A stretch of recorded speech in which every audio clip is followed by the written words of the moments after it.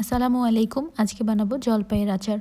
এখনই সময় জলপাইয়ের আচার এত সুন্দর করে বানিয়ে স্টোর করে নেওয়ার।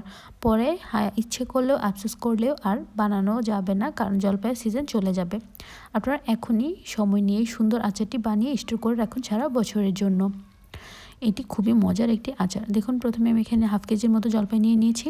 এবার দেখুন জলপাইটাকে সুন্দর করে ছুরির সাহায্যে কি সুন্দর করে একদম কুচি কুচি করে নিচ্ছি। আপনারাও চাইলে এভাবে দা বা ছুরির সাহায্যে করে নিতে পারেন, আপনাদের যেটা দিয়ে কমফর্ট ফিল হয়। দেখুন আমি ছুরি দিয়ে সুন্দর করে কিচি কিচি করে নিচ্ছি। এই তো সুন্দর করে আপনাদের দেখিয়ে দিচ্ছি আমি কীভাবে 2-4টা কিচি কিচি করে নিয়েছি। এবার একটি করে আমার টেস্ট অনুযায়ী আমি চিনি দিয়ে দিয়েছি। আপনারা আপনাদের টেস্ট অনুযায়ী কম বেশি দিতে পারেন।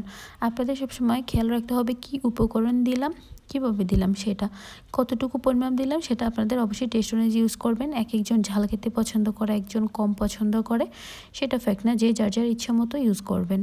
দেখুন চিনিটা দিয়ে জলপাইটাকে খুব ভালোভাবে নেড়েচেড়ে একটু পরিমাণ মতো জল দিয়ে এটাকে সুন্দর করে হাফ সেদ্ধ করে নিচ্ছি। সুন্দর করে সেদ্ধ হয়ে যাওয়ার পর এখানে লবণ, লাল মরিচের গুঁড়ো, শুকনো মরিচ সুন্দর করে একসাথে মিশিয়ে এবার এটাতে দিয়ে দিলাম। দিয়ে একটু নেড়েচেড়ে দিচ্ছি। এবার এটা অনেকক্ষণ সুন্দরভাবে একটু সেদ্ধ হয়ে যাবে।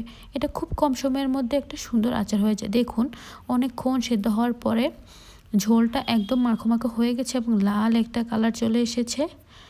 এটা খুবই সুন্দর একটি আচার এবং খেতে অনেক সুস্বাদু হয়। খুবই কম সময়ের মধ্যে আপনারা এটা বানিয়ে নিতে পারেন। এটা একটি জলপাইয়ের টক ঝাল মিষ্টি আচার।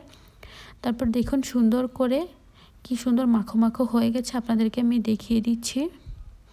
দেখতেও যেমন সুন্দর, খেতেও অনেক মজা। আপনারা এই আচারটা এখনই বানিয়ে স্টোর করে রাখুন, নাহলে পরে হয়তো আফসোস করবেন আর সুযোগ পাবেন না। একটু পাঁচফোড়ন দিয়ে তুলে নিয়েছি। এই তো আমার আজকের এই জলপাইয়ের ঝাল টক মিষ্টি আচার একদম রেডি। আল্লাহ হাফেজ।